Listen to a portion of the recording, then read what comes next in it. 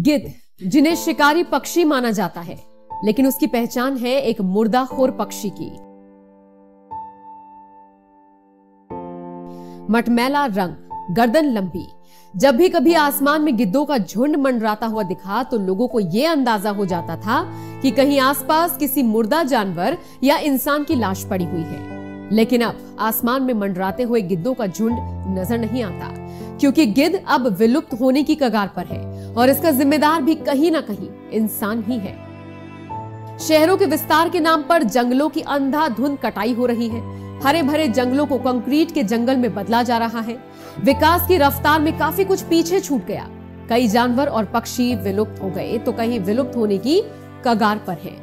मोटे तौर पर कहा जाए तो आप इसे ऐसे समझ सकते हैं कि डायनासोर कैसे विलुप्त हो गए। आज हम और आप डायनासोर के बारे में सिर्फ किताबों में ही पढ़ते हैं, तो आज हम आपके लिए एक ऐसे ही खतरे की घंटी के बारे में बताने आए हैं जिसको जानकर आप हिल जाएंगे। इसीलिए आपके लिए हम गिद्धों के विलुप्त होने की कहानी लेकर आए हैं कि आखिर गिद्ध क्यों गायब हो रहे हैं और इसका कारण क्या है और इससे क्या नुकसान होने वाला है जिसका असर आपके जीवन पर भी पड़ेगा।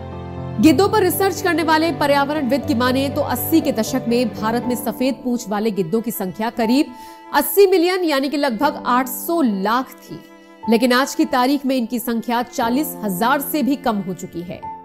तो आप समझ सकते हैं कि ये डेटा कितना खतरनाक है।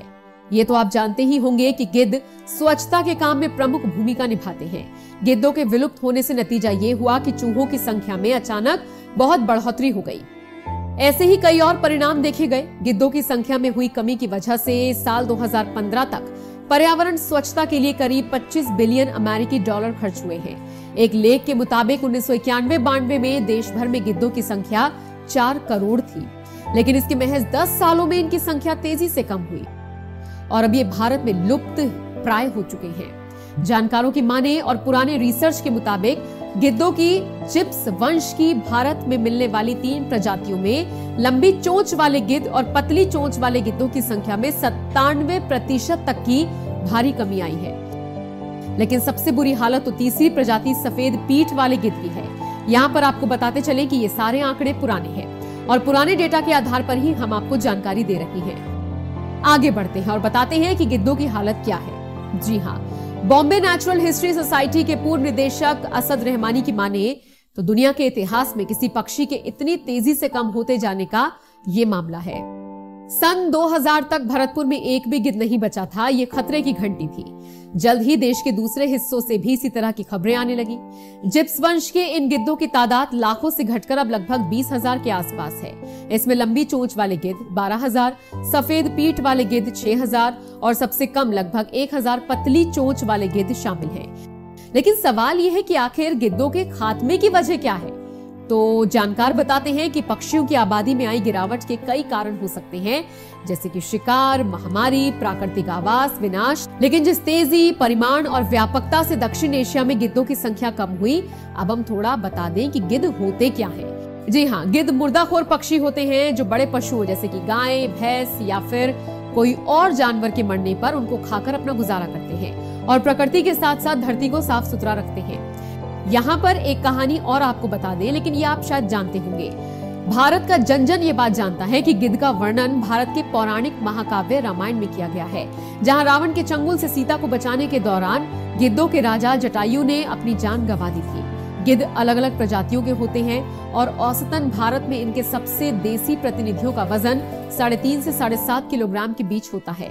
लंबाई 75 से 93 सेंटीमीटर और पंखों का फैलाव 6.3 से लेकर 8.5 फीट होता है।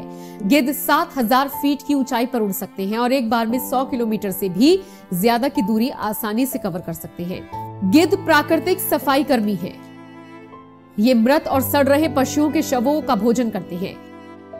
इससे मिट्टी में खनिजों की वापसी बढ़ती है। इसके अलावा संक्रामक बीमारियों को फैलने से रोकते हैं। अगर गिद्ध नहीं रहे तो चूहों की संख्या बढ़ जाएगी। आवारा कुत्तों में रेबीज बीमारी को बढ़ावा मिलेगा। और अगर वो आपको काट ले तो आप रेबीज के शिकार हो सकते हैं। बॉम्बे नेचुरल हिस्ट्री सोसाइटी की माने तो डिक्लोफेनाक का पशु चिकित्सा में उपयोग से भारत में गिद्धों की मौत हो रही है। डॉक्टरों की माने तो डिक्लोफेनाक एक गैर स्टेरॉयडल सूजन रोधी दवा है। गिद्धों पर नजर रखने वाले पर्यावरणविदों की माने तो ये दवा पशुओं पर भी समान रूप से असर दिखाती है और जब किसान अपने बीमार पशुओं को इसे देता है तो उनके जोड़ों का दर्द कम और बुखार कम हो जाता है। लेकिन पशु जब मरता है तो उस दवा का असर पशु के शरीर में रहता है और जब वही मांस गिद्ध खाते हैं तो उनके मौत का कारण बन जाता है। इसके साथ साथ भारत में गिद्धों के लिए कीटनाशक प्रदूषण भी एक खतरा है। क्लोरीन युक्त हाइड्रोकार्बन का प्रयोग कीटनाशक के तौर पर किया जाता है। ये गिद्धों के शरीर में खाद्य श्रृंखला के माध्यम से प्रवेश करता है, जहां ये एस्ट्रोजन हार्मोन की गतिविधि को प्रभावित करता है। परिणाम स्वरूप अंडकोश कमजोर हो जाता है। इससे अंडों की असामयिक सोने की प्रक्रिया होती है, जिससे भ्रूण की मौत हो जाती है। ये भी गिद्धों की कमी का कारण है। जानकारों की माने तो गिद्धों का खत्म होना गंभीर है और इन विलुप्त प्राय होते पक्षियों को बचाने के लिए तत्काल कार्रवाई की जाने की आवश्यकता है। नहीं तो वो दिन दूर नहीं जब आप गिद्धों को किताबों में पढ़ेंगे और फिर भयंकर आपदा, भयंकर बीमारी का शिकार होकर अस्पताल में इलाज करा रहे होंगे। तो जरूरत है कि हम सभी इस प्रकृति प्रेमी का संरक्षण करें और अपनी धरती को बचाएं, नहीं तो क्या होगा आप समझ सकते हैं।